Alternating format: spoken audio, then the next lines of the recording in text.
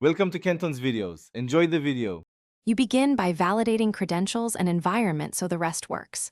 First, load the bot token into your config and enable privileged intents. This prevents auth failures.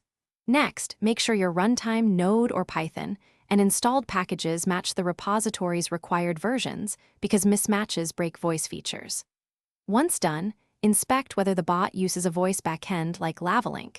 If so, confirm the JVM and Lavalink server are running. These initial steps remove most startup errors. You now handle the middle, more complex pieces that actually deliver sound. Reconcile gateway intents and voice region settings so the bot can join the right server voice channel without rejection. If Lavalink sits between your bot and audio sources, check node credentials and connectivity. A misconfigured host, port, or password will silently drop audio. Also inspect audio encoding.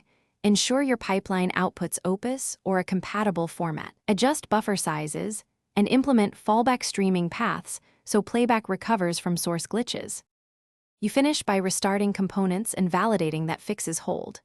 Restart the voice backend first if present, then the bot, and rejoin voice channels while watching logs for connection or Opus errors. Conduct live tests with different users and tracks to confirm latency and dropped frame behavior.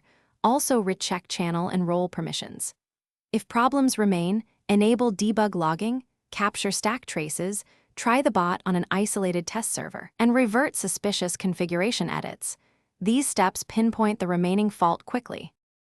Thanks for watching. Consider subscribing if we helped you.